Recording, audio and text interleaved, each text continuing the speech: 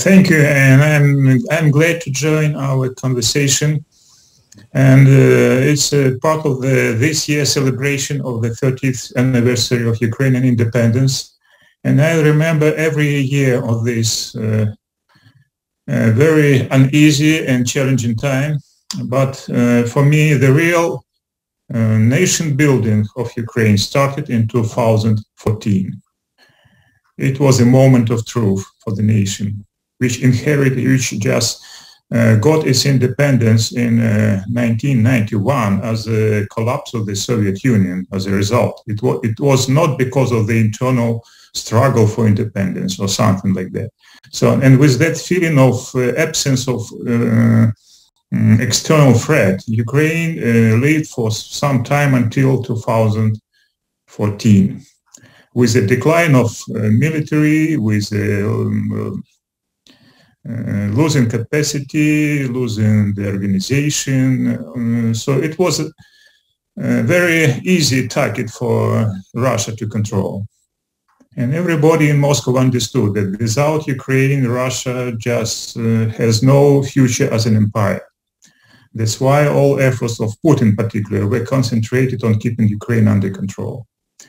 And this control meant not only just the economic leverages. It's also about the corruption of the leadership. It's also about the reducing the capability of military, and the Putin and just it's about to put right people, Moscow-oriented people, to the key positions in Ukrainian government. We even had a Minister of Defense of Ukraine for some time, who was a citizen of Russia. So you can't imagine what he could done for our military. So in 2014, when the moment of truth came, we all witnessed a result of this steady decline of Ukraine as a military power and Ukraine as a stable society.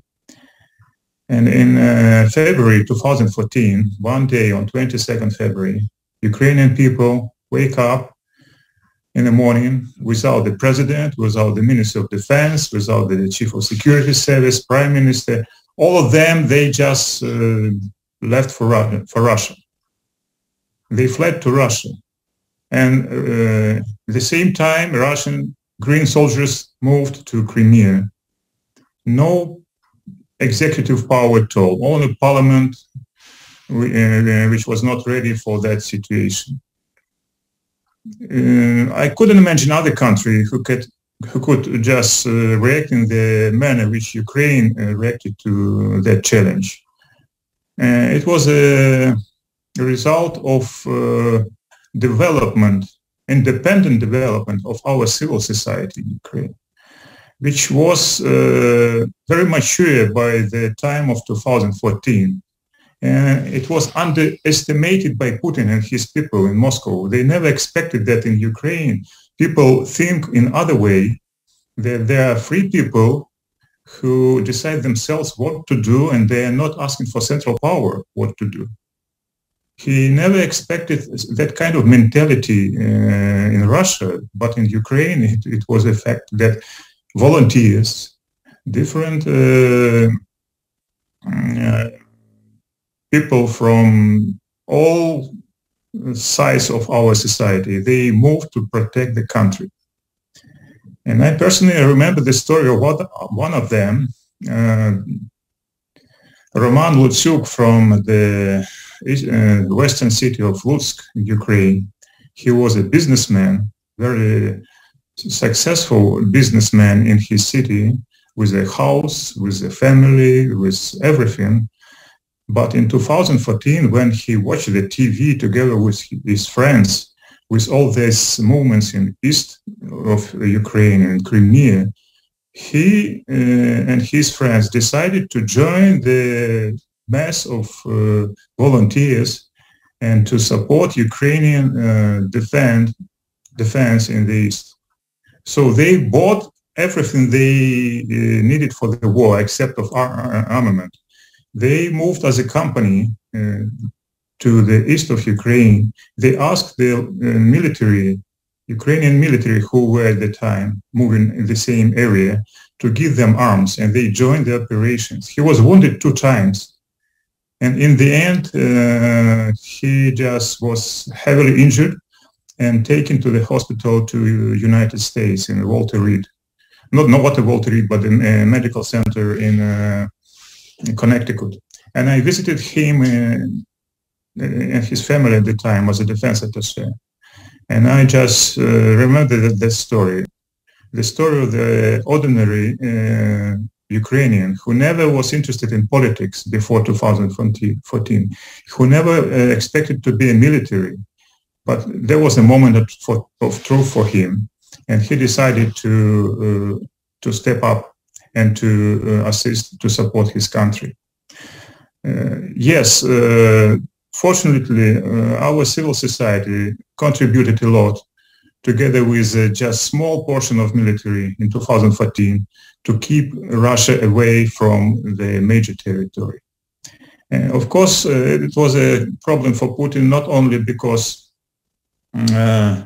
he saw that kind of phenomenon, but also he never wanted to have an open aggression invasion against Ukraine, because he followed the way of hybrid warfare. For him, it was not very comfortable to be on open battlefield, just announcing a war against Ukraine.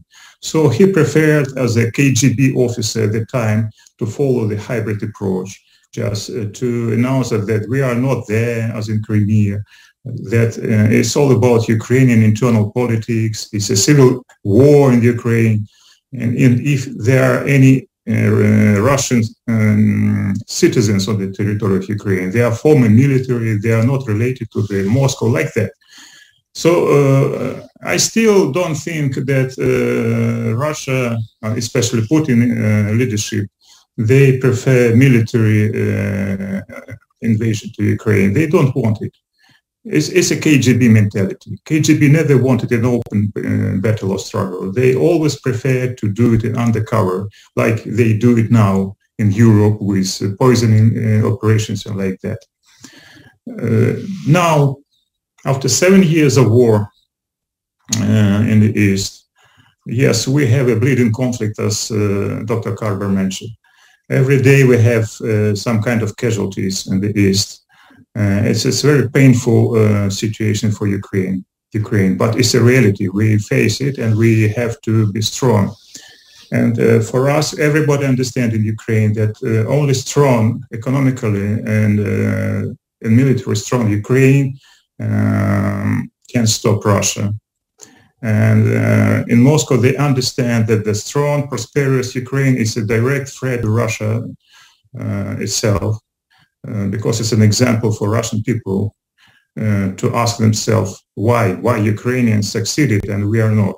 So, of course, Putin will continue to do everything in hybrid way to destabilize Ukraine, to remove that challenge, the problem the Moscow face with us. At the same time, we have to do a lot in Ukraine now.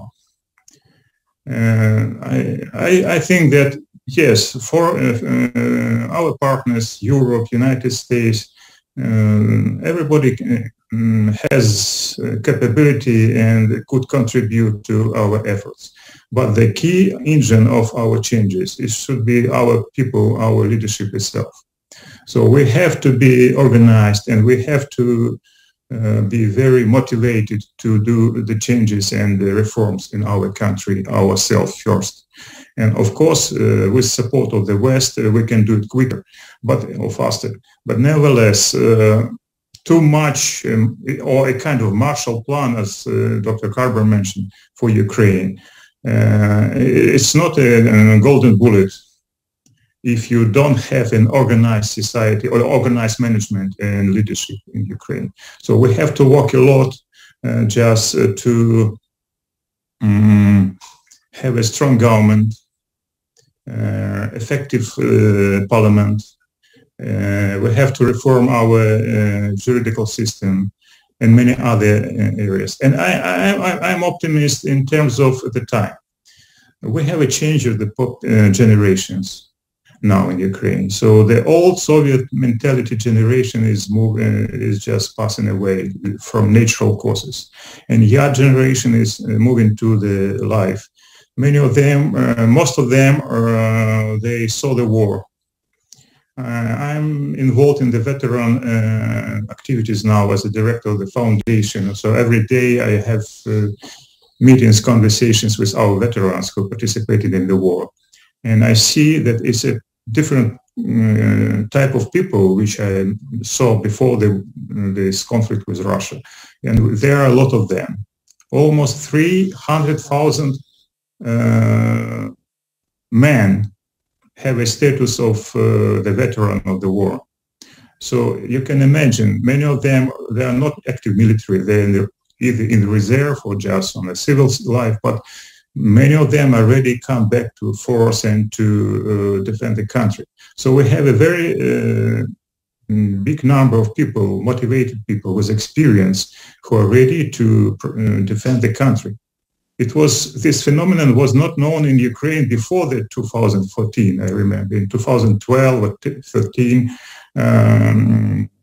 I couldn't imagine so many men ready to die for the country. Now we have that critical mass of people. That's important. We have young people who are who don't have that Soviet mentality stereotypes. They don't know, they don't understand Russian ideas of joined or big Russian Slavic world or something like that. They are more flexible with the language things. They are more flexible with accepting some values from Europe. We are very lucky to have a free travel arrangements with European Union, so people can move back and forth and to see how life is in other countries. That is important. So times is on our side of Ukraine, but we should be masters. We should be owners of our destiny. We have to concentrate on the things which are important for Ukraine. And the contribution of our partners with financial or material or something else is important, crucial. For us, it's very important to have a pressure from our European and US partners on Russia with the sanctions. That's important to keep Russia under pressure and for them to understand that time is against Russia. If Russia is not going to settle the conflict with Ukraine, they are doomed for disaster in their own country, and they have to understand it. And Ukraine have to understand as well that at the same time we have to be strong and self-sufficient in terms of our military, and be ready to face maybe just a worse scenario, military scenario, not to be afraid of it. Not to be afraid of it. So we are on our territory. We see Crimea and the east of Ukraine, which is occupied now, inevitably back with us sooner or later. And we have to educate and present that vision to our young generation, which is moving to the life, and everything will be more or less okay. So before finishing, I just would like to recall my meeting with the former NSA director in the United States in Washington in 1996. I was an acting defense attaché of Ukraine at the time. He asked me, how many military do you have? Force. I answered, we have 700,000 people. It's a huge number, he noticed. What are you going to do with that number? I answered, yes, we understand it's too much for our economy. We have to reduce it step by step. And he told me, please remember, you have 8 years of very flexible, free decision making in Ukraine regarding your military. You can reduce it to 50,000 people, but professionals with great equipment, with great training. And later, with your economy growing, you can just increase that number. But after 8 years, I don't know, maybe later, but sooner or later, Russia will be back. They come back to get you. So we don't know what will be next, but you have to understand it.